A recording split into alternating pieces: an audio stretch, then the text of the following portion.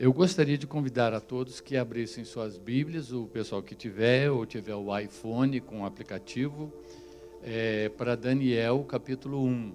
Hoje nós queremos ver, não tomar muito tempo, mas queremos ver aí sobre algo muito interessante, uma história muito interessante de Daniel e seus amigos, aí no capítulo 1 de Daniel. Então vamos, aí estamos, ok. Já pode avançar para o próximo aí, por favor. E aí vocês vão ver um mapa que mostra onde o pessoal estava. E essa história que nós vamos ver hoje, eu não vou ler aqui esse capítulo 1, depois vocês podem ler com calma em casa. Vou só contar um pouco da história que fala aí nesse capítulo 1 de Daniel, que é o fato que Judá, o reino de Judá, estava realmente com muita rebelião contra Deus. O pessoal estava adorando um monte de ídolos, fazendo uma série de coisas, e profetas como Jeremias chegavam e diziam: olha, vocês têm que parar com isso, Deus está me dizendo aqui que se vocês continuarem assim, vai vir um poder aí, e vai um poder estrangeiro, e vai arrasar aqui com Judá, com Jerusalém. Vocês têm que parar com isso. E o pessoal não queria, eles riam da cara dele, achavam aquilo até engraçado, e continuavam se rebelando contra Deus, ignorando a Deus e deixando as coisas para lá. E até que um dia realmente a Babilônia, que era a maior potência do mundo na época, veio até Jerusalém, sitiou a cidade e em 3 levas levou o pessoal de volta lá para o reino deles, lá na Babilônia. E então, na primeira leva foram as pessoas nobres, o pessoal da família real, o pessoal mais rico, mais inteligente, mais educado, e eles levaram para lá. Agora, eles tinham uma coisa muito interessante na Babilônia. Eles tinham uma visão de usar as pessoas que eles levavam cativos para lá, selecionar e ver o pessoal mais inteligente, pôr à prova, preparar e apresentar para o rei. O rei, então, fazia o pessoal passar por uma prova oral lá, e então quem passava então a servir o rei dentro do reinado. Então,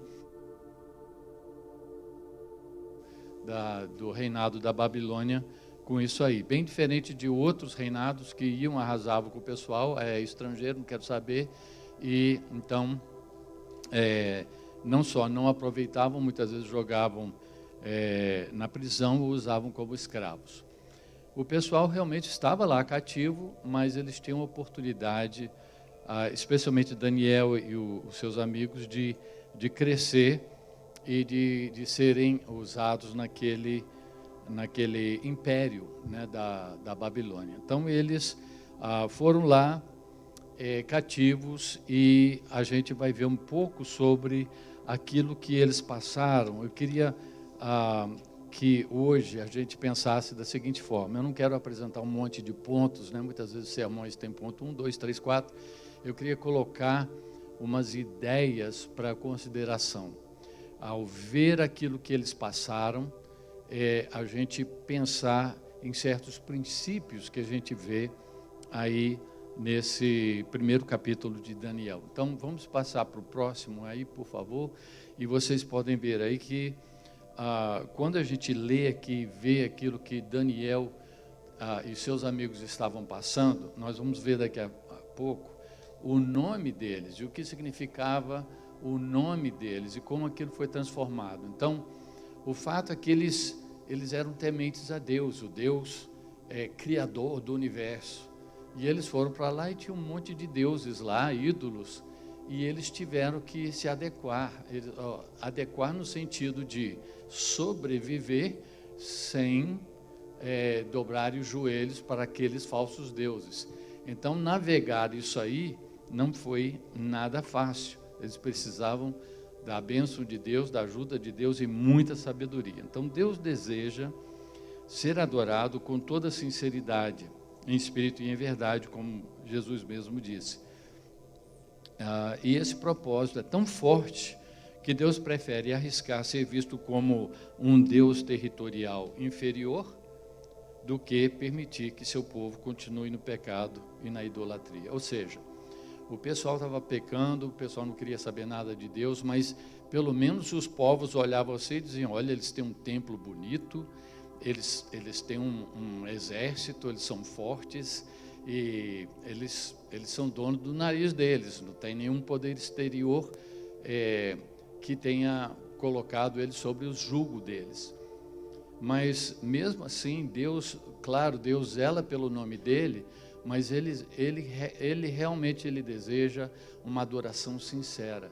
Então ele arriscou, digamos, em termos humanos, o próprio nome dele para realmente fazer uma diferença lá. Ele falou: não, isso aí não pode continuar. Os outros povos vão pensar: os nossos deuses são mais fortes do que o seu Deus, porque nós derrotamos vocês politicamente. Assim que o pessoal pensava.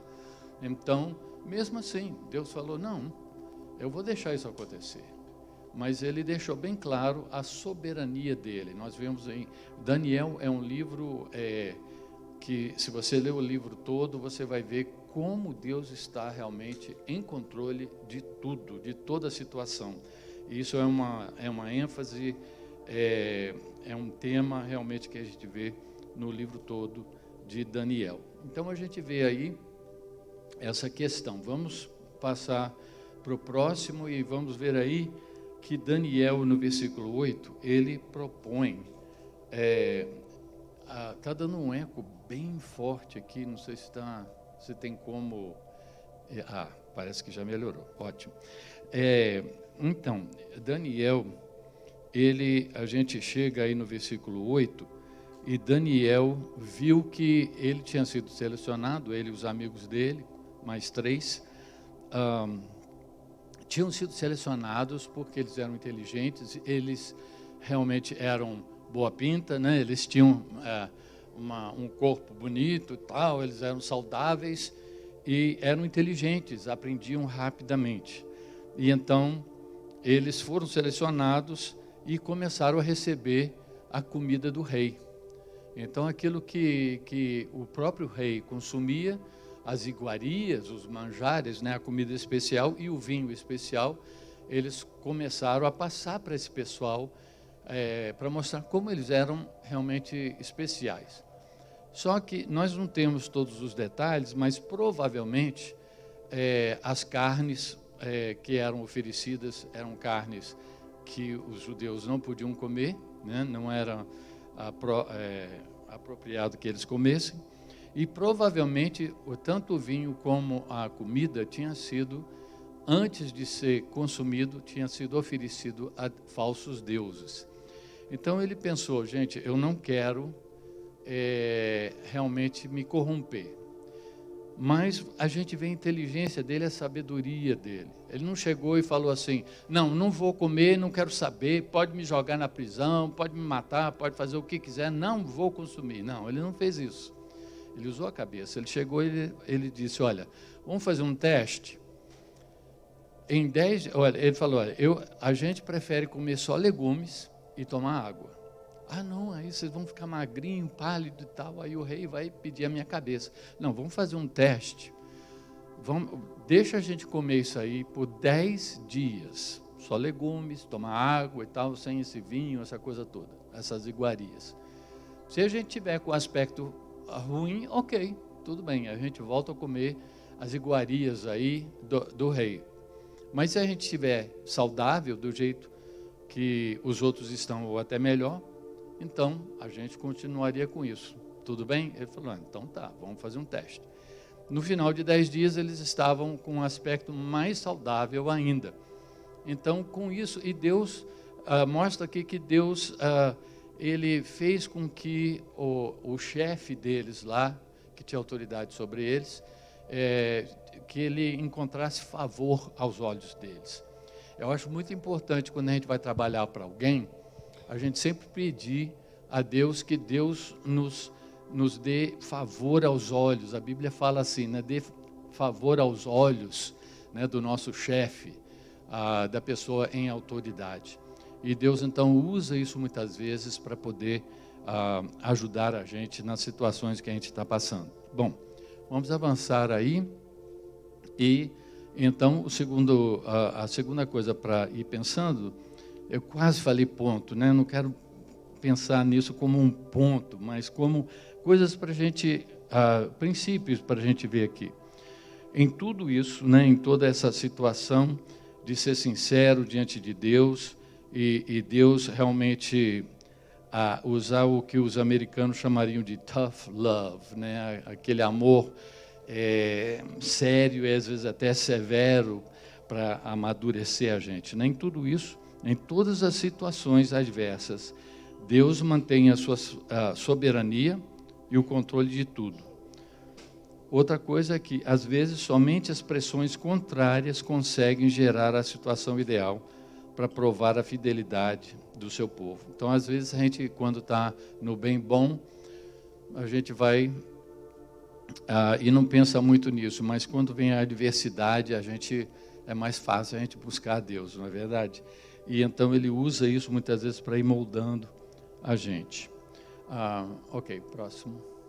E então é importante a gente ver que não só Deus está com a gente, mas Ele é dono da situação, Ele está no controle da situação. Então nós podemos ver aí como que em Jeremias 25, 11 e 12 e 29, 10, Deus não só avisou ao pessoal, olha, vocês vão para o cativeiro. Chegou o castigo, chegou a hora do castigo. Vocês não se arrependeram, não queriam saber, então vocês vão. Mas eu quero dizer para vocês o seguinte, vocês vão voltar. Daqui a 70 anos, vocês vão voltar para cá. Então, Deus deu essa esperança para eles, e deu essa promessa, e eles podiam entender, o nosso Deus, Ele não é mais fraco do que os deuses aí dos babilônios, mas Ele é o Deus soberano, Ele está deixando isso acontecer. Inclusive, no versículo 2 aqui a gente vê, o Senhor lhe entregou, né, o rei, o Senhor lhe entregou nas mãos a Jeoaquim, rei de Judá. E então diz, Deus os entregou, e foi então uma situação que eles tiveram que passar. Bom, então a gente vê que Deus, Ele está no controle da situação, e Ele até avisou, e com esse aviso e com essa promessa, Ele deu esperança para eles, de que seria uma coisa de vários anos, mas no final das contas eles voltariam para Israel, para Judá. Agora vamos ver o próximo, que é muito interessante a gente, ao tentar entender o que está acontecendo aqui, ver o nome de cada um deles, né? O nome de Daniel e dos seus 3 amigos, né? Ananias, Misael e Azarias. E o que significa cada um desses nomes aí? Só os nomes nos contam uma história. Conta aí a história de 4 jovens, eles provavelmente eram bem jovens, e como eles eram dedicados a Deus, até o nome deles era uma mensagem, né, sobre o amor de Deus, sobre como Deus está no controle. Daniel, Deus é o meu juiz. E a gente vê os outros aí e como eles então eram dedicados a Deus, né? Deus tem mostrado graça a Ananias. Então, a última parte do nome deles, né? El é o nome para um Deus mais, para Deus em termos mais genéricos. E esses outros 2 aí, Ananias e Azarias, têm no final do nome deles o nome do Deus da aliança de Israel, né? De Javé, em inglês seria Yahweh. Muitas vezes a gente diz Jeová, né? O nome do Deus da aliança com Israel. Então, os próprios nomes mostram. Agora, veja o que o pessoal fez. Tudo bem, a Babilônia deu uma colher de chá para eles e colocou no governo, e deu autoridade e deu um pouco de espaço, mas veja como eles tentaram assimilá-los culturalmente e até religiosamente. Eles mudaram o nome deles para um nome dos deuses deles lá, para que eles esquecessem a tradição deles, para que eles esquecessem da onde eles vieram e o Deus deles, da terra deles. E então eles tiveram que aceitar, engolir, né? E aceitar esse nome e atuar. Mas mesmo assim a gente vê nos próximos capítulos aí como eles se mantiveram fiéis a Deus. Bom, vamos seguindo aí. Então a gente vê nisso aí a atitude deles, essa guerra cultural, né? Essa guerra espiritual.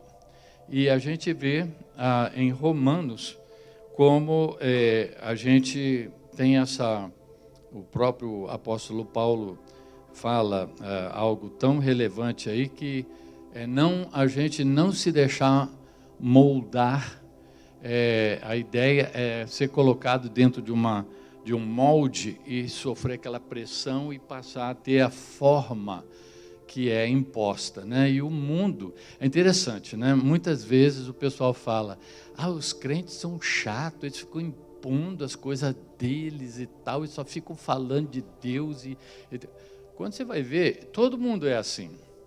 Vai ver o mundo aí fora, eles impõem, se você não fizer o que eles querem, eles te cancelam. Se você não seguir direitinho o que eles estão falando, eles não têm misericórdia. E muitas vezes quando cancelam é para sempre, acabou. Então, é interessante que eles não querem que os crentes fiquem falando de Deus, mas eles querem ficar evangelizando, né? Entre aspas, evangelizando as pessoas com o secularismo. Mas nós estamos realmente numa guerra espiritual, sempre foi assim. A gente vê que desde a época da Babilônia e até antes, o mundo realmente vai exercer essa função, porque nós somos assim. O ser humano é assim. A gente quer que o outro pense igual a gente, quer que conforme. E nós temos que tomar muito cuidado para não nos deixar conformar ao mundo e manter os valores que Deus coloca no nosso coração. Vamos passar adiante. Aí, então, eu vou ler uma parte aqui que eu achei muito interessante, que resume esse primeiro capítulo e, na verdade, todo o livro de Daniel. É de um comentário bíblico e diz o seguinte: desde o início deste registro, fica claro que o sucesso de Nabucodonosor, que era lá o imperador que foi lá, conquistou e levou o pessoal cativo, né? Que o sucesso de Nabucodonosor não se deveu apenas à sua coragem ou à sua astúcia, à sua capacidade. Foi obra do único Deus verdadeiro, Javé, ou Jeová, que provocou o colapso completo da monarquia da Judéia e a deportação do povo de Jerusalém para o exílio. Assim, o tema da soberania absoluta de Deus está aqui implícito. Continua a dominar todo o livro de Daniel, juntamente com o tema que o acompanha, do propósito inabalável de Deus de trazer o seu povo de volta ao arrependimento através do sofrimento disciplinar, equipando-o espiritualmente para a restauração à terra da promessa ou à terra prometida. Então, está aí um resumo. Eu achei muito bonito essa maneira de explicar exatamente o que está acontecendo aí. Vamos avançar. E então Deus deseja que tais situações adversas produzam a experiência capaz de trazer sabedoria necessária para navegar este mundo caído e ainda conseguir glorificar a Deus. Foi exatamente, não dá para, por exemplo, a gente aprender a pilotar um avião dentro de uma sala de aula. Quer dizer, você pode pegar a teoria lá, mas um dia você vai ter que ir lá, sentar lá no banco do piloto e sair e tentar na prática. E muitas coisas a gente pode ficar aqui na igreja falando, discutindo e tal, mas são as situações difíceis que a gente passa no mundo que vão realmente moldar, que vão realmente criar aquela experiência que vai gerar aquela sabedoria que a gente precisa para poder saber como lidar com as situações de tal forma que a gente não jogue tudo para o alto, mas ao mesmo tempo a gente também não deixe de glorificar a Deus ou perder os nossos valores em meio a tudo isso. Ou seja, a sabedoria, ela não é passiva, mas também não é agressiva. Ela não impõe, mas propõe, igual o Daniel fez com aquele guarda lá. Falou, vamos fazer uma experiência então. E sempre confia, e ele confiando no Senhor, né, para trazer o resultado, sempre confiando na intervenção divina nos corações daqueles com quem convivemos e trabalhamos, e com os nossos chefes e tal. Ok. Próximo, por favor. E aí, então, vem a pergunta. E você? E nós? E cada um de nós, né? Como isso se aplica? Às vezes a gente está pensando, isso foi Daniel, há tantos anos atrás. Mas eu queria fazer uma pergunta para você. Você já passou por uma experiência transcultural? Eu estou agora falando um pouco assim de brincadeira, né? Porque é óbvio que se a gente está aqui nos Estados Unidos, falando em português, com brasileiros aqui, obviamente você já passou por uma experiência, não de ser trazido como cativo, né? Mas às vezes por uma situação difícil, passada lá no Brasil e pensando, vamos experimentar outra coisa. Você já teve que deixar a sua terra natal e ir para uma terra estranha, aprender outra cultura, outra língua? Já foi considerado cidadão de segunda categoria por pessoas preconceituosas? Deus te deu a capacidade e a oportunidade de conquistar um espaço, galgar posições, obter sucesso? Em toda a sua experiência, você está crescendo, adquirindo mais sabedoria, se aproximando mais de Deus? Em toda essa experiência de você ter vindo para cá, você está sentindo Deus abrindo portas, ajudando você aqui e ali e abençoando a sua vida, apesar das dificuldades, das diferenças culturais e tudo isso, né? Apesar dos americanos muitas vezes serem secos e difíceis e não quererem, né? Então, diferentes, né? Mas nisso tudo Deus vai operando na vida da gente, vai abrindo portas, vai mostrando qual é a vontade dele para a nossa vida. Então, terminando, vamos ao próximo aí. Então, o temor do Senhor. Olha o que diz o Salmo 111, 10, e vamos pensar aí na experiência de Daniel e seus amigos lá na Babilônia, e a nossa aqui, do brasileiro aqui nos Estados Unidos. O temor do Senhor é o princípio da sabedoria. Todos os que cumprem os seus preceitos, as suas leis, cumprem os seus princípios, revelam bom senso, ou seja, têm bom entendimento. Ele será louvado para sempre. Então, quando nós temos essa experiência e confiamos em Deus, Ele nos dá sabedoria.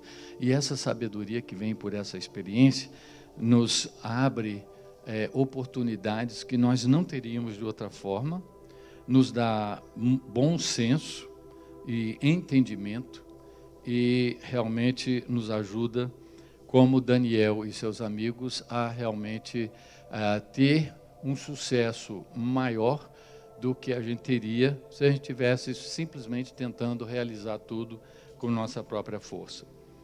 Então, a pergunta final que eu gostaria de deixar para vocês é: você precisa ser restaurado, assim como o povo de Israel que foi lá, passou por um castigo, passou por um cativeiro, passou por uma dificuldade muito grande, mas eles voltaram de lá diferentes. Voltaram com uma seriedade muito grande de querer servir a Deus. Nunca mais tiveram problema como nação de idolatria. Isso aí nunca mais tiveram depois desse cativeiro. E realmente voltaram construíram, e até o pessoal, as autoridades ajudaram a reconstruir o templo e continuaram, então, com a sua vida lá em Israel por vários anos, em Judá. Então, você precisa aprender a depender mais de Deus. Acho que todos nós, né, precisamos. Sempre, às vezes a gente pensa, eu aprendi a confiar em Deus, que bom. Aí vem a próxima prova, a próxima dificuldade, parece que a gente tem que aprender tudo de novo, né? O ser humano é assim mesmo. Você precisa ficar firme e ser fiel, ou mais fiel a Deus. Então, eu queria deixar esse exemplo do Daniel e seus colegas aí para a gente, que a gente possa realmente pensar seriamente sobre isso e lembrar que, apesar da situação política, onde a gente, eu vou falar por mim, né? Eu fiquei muito desapontado com a política no Brasil e aqui. E muitas vezes a gente pensa assim, não tem jeito, não tem volta, não tem solução. E nisso tudo a gente tem que lembrar, imagina o que eles estavam pensando lá na Babilônia, pensando, não tem jeito, não tem volta, não tem condição, não há como. Mas Deus é soberano, Ele está vendo tudo e Ele tem o controle de tudo. Nada surpreende a Deus, não tem como chegar, e Deus, gente, por essa eu não esperava. Não, Deus sabe, Ele tem um plano, Ele está cumprindo esse plano, e o mais importante que a gente tem que lembrar é que Ele está preparando a gente para a eternidade. Ele está preparando a gente para aquele momento em que nós vamos nos encontrar diretamente com Ele, nosso Senhor e Salvador, Jesus Cristo, nosso Criador, Deus, e estarmos em condições de fazer isso através de Cristo, né? E então aquela vida, e aí nós não vamos chegar lá e acabou. É a eternidade inteira. Deus nos está preparando para a eternidade. Então a gente tem que examinar nossas vidas e ver, eu estou sendo preparado, eu estou pronto para a eternidade, estou pronto para encontrar com o meu Criador, eu estou em condições disso, o que Deus está tentando fazer na minha vida, o que Ele está tentando me dizer. E então a gente colocar isso diante de Deus. Que Deus possa nos ajudar, possa nos abençoar e realmente continuar a nos desenvolver, tanto a nós como a nossa fé, para que possamos crescer e nos desenvolver da maneira que Ele deseja que a gente se desenvolva. Que Deus abençoe a cada um.